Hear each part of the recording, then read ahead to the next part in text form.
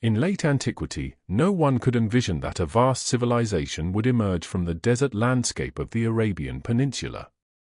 But following far-reaching conquests, caliphs and sultans reigned over immense empires through eras of prosperity and of catastrophe. This is 1,000 years of Islamic history focusing on its Middle Eastern heartland. In the 6th century, the Arabian Peninsula was the backyard of great empires, the Persian Sasanian Empire in the east and the Christian Byzantine Empire in the west. The Arab inhabitants of the peninsula were an ethnic and cultural group consisting mainly of nomadic tribes. Most of them were polytheists, worshipping many deities. This was all about to change. Around 570 CE, Muhammad was born in the city of Mecca. According to Muslim tradition, he was chosen by God to serve as the last prophet in a line of prophets, including Abraham, Moses, and Jesus. Muhammad was to spread monotheism in its true form among the Arabs. Tradition holds that over many years, the Quran was revealed to the prophet in segments and was later compiled into the central book of Islam. At first, Muhammad was persecuted.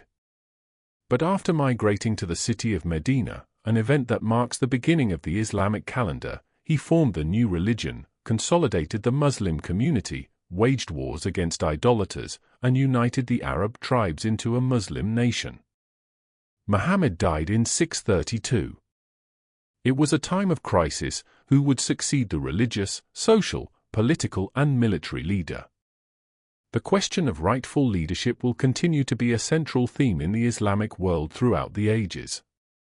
Muhammad's heirs established the title of Caliph, meaning successor. The first 4 caliphs, known as the Rashidun or rightly guided caliphs, were chosen one by one based on their affiliation with the Prophet and personal qualities. They held power for 30 years. During this period, the first Muslim state emerged, with institutions, taxes, and bureaucracy. The caliphs conducted military campaigns, and in a rapid, colossal process, expanded the caliphate from Iran to North Africa. The Byzantine Empire lost many territories, and the Sasanian Empire collapsed. Muslim tradition considers the Rashidun period as the glory days of Islam.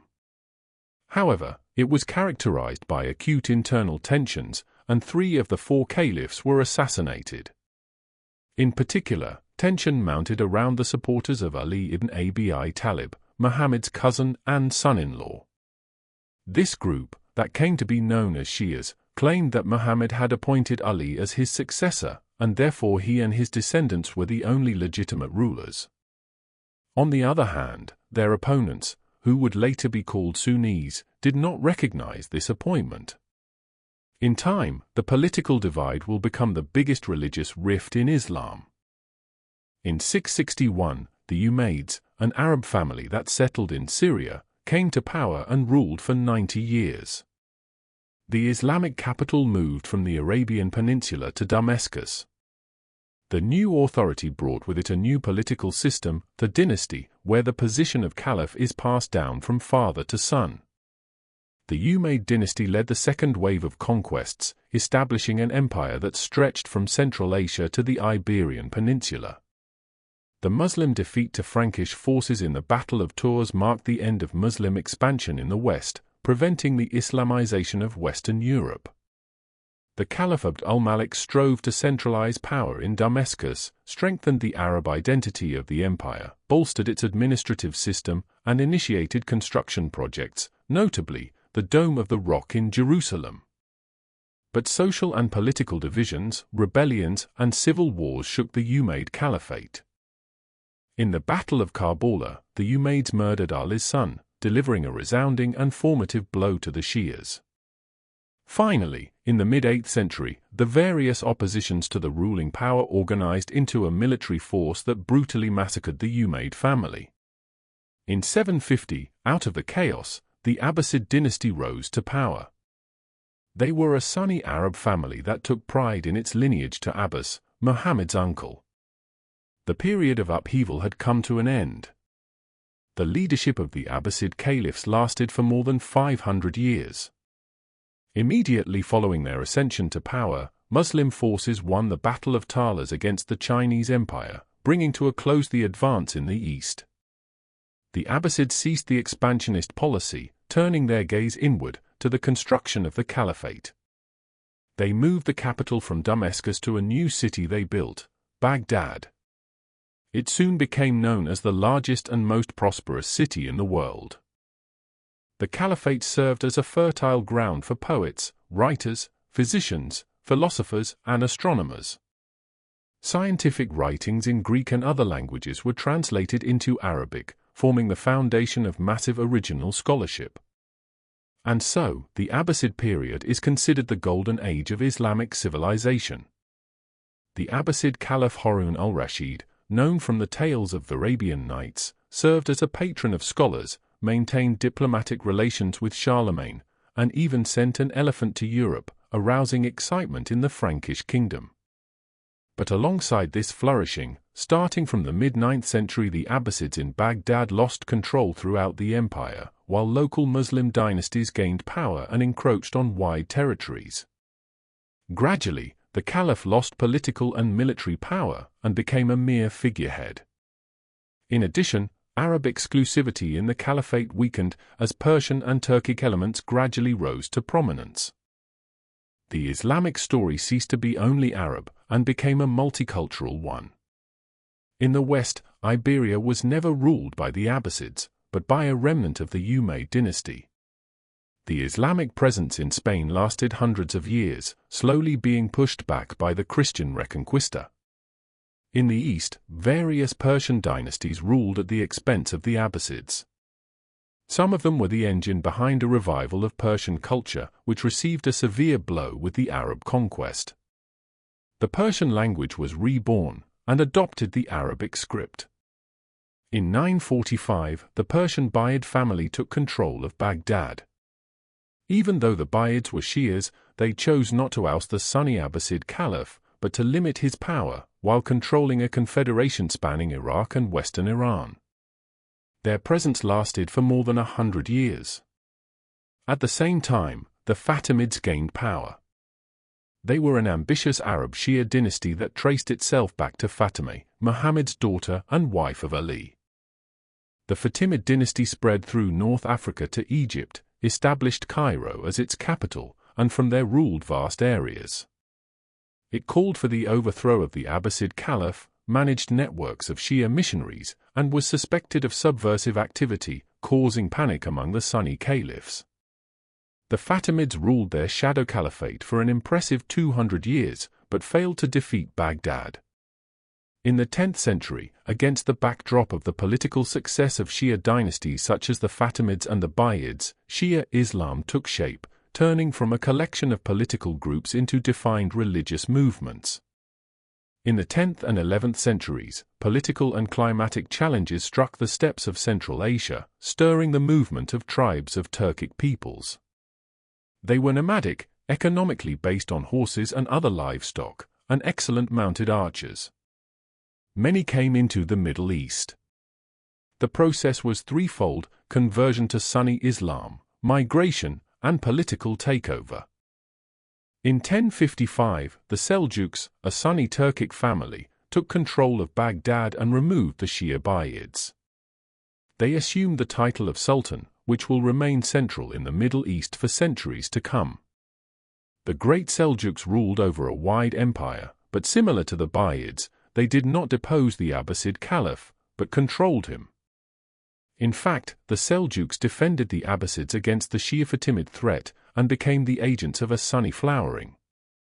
This indicates the symbolic centrality of the Abbasid Caliph and his role as an exclusive source of legitimacy in the Sunni Muslim world.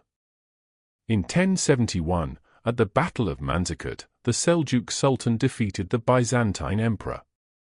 Anatolia was open to the Turkic tribes. In the following centuries, Greek Christian Anatolia was transformed into a Turkic Muslim land. The most prominent political power of the region was the Sultanate of Rum, a Seljuk branch. The bedrock of modern Turkey was formed. In 1095, while the Islamic Middle East was politically divided, the Crusades were launched under the direction of the Catholic Church. Their declared goal, liberating holy places from the hands of Muslim infidels. European forces occupied Jerusalem and established several states on the shores of the Mediterranean Sea. Crusader presence in the Middle East lasted for 200 years. During this period, Muslims tended to see their new neighbors as representatives of an unadvanced civilization, with a culture inferior to their own. In the 12th century, Saladin, a member of a Sunni Kurdish family, rose to prominence. He was a charismatic leader who eliminated the Shia Fatimid rule and founded the Ayyubid dynasty that ruled Egypt and Syria. Saladin fought the Crusaders, defeated them in the Battle of Hattin in 1187, and freed Jerusalem from Christian hands. The blow to the Crusaders was severe but not decisive in the long term. They would survive for another 100 years. Meanwhile, the Seljuk state collapsed, allowing the formation of a new regional power, the Turkic Khwarezmian Empire. Formerly a vassal of the Seljuks, the Khwarezmian state controlled Iran and part of Central Asia. The 13th century marks a watershed in Islamic and world history. Far away in the steppes north of China, Genghis Khan was proclaimed ruler of all Mongols, a group of nomadic tribes with a shamanic religion, legendary as mounted archers, like the Turks to their west. Within a few decades, under Genghis Khan and his descendants, the Mongol Empire expanded to become the largest contiguous land empire in human history. It was seen as invincible and merciless. In an ill-advised move, the Muslim rulers of the Khwarezmian Empire executed Mongol merchants. The ensuing bloodbath brought the end of the empire. By the mid-13th century, the Mongols ruled Iran, the Caucasus, and most of Anatolia. The Mongol ruler Hulagu Khan, Genghis Khan's grandson, demanded that the Abbasid Caliph surrender. The Caliph refused to submit to the non-Muslim hordes. In 1258, Hulagu besieged Baghdad, razed it to the ground, and massacred its inhabitants. The great library of the city, known as the House of Wisdom, was no more, marking the end of the Islamic Golden Age. The Abbasid Caliph was rolled in a carpet and trampled by horses. 500 years of Abbasid leadership had come to an end. Hulagu turned to Egypt. There, the Ayyubid dynasty of Saladin was overthrown and replaced by a new power, the Mamluk Sultanate. The Mamluks were Turkic slave soldiers who were brought from the steppes, converted to Islam, and served as an important military force for Muslim rulers beginning in the 9th century. In 13th century Ayyubid Egypt, this elite warrior class gained political power, and slaves became masters. In 1260, at the Battle of Ain Jalut, the Mamluks defeated the Mongols, unprecedentedly halting their advance. The Mamluk Sultan Baybars, who played an important role in repelling the Mongols, also managed to crush the Crusaders, paving the way for their final collapse. This double victory earned the Mamluks the image of the defenders of Islam. It was further strengthened as Baybars re-established the Abbasid Caliphate in Cairo, though it played a marginal role. The Mamluks continued to rule for 250 years.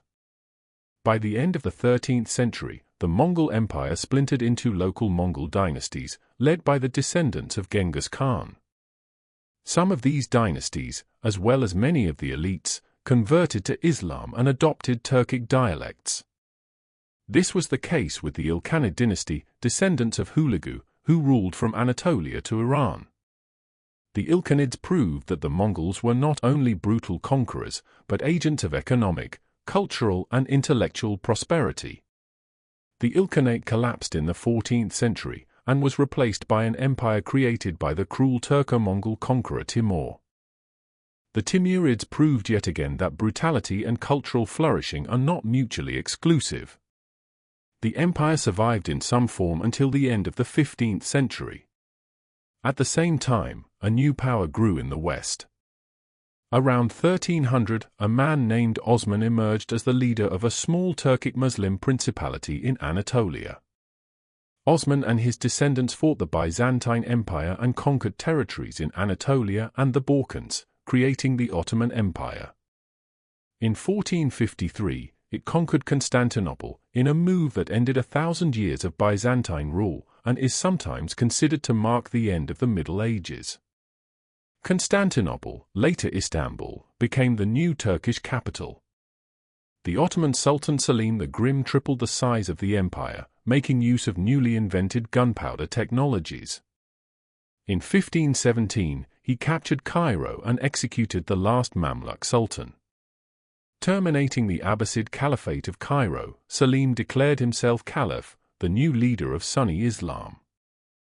The Ottoman Empire spread over vast territories in the Middle East, North Africa, and southeastern Europe. In the 16th century, two empires formed to its east, the Shia Safavid Empire, which is considered the foundation of modern Iran, and the Mughal Empire, that ruled India.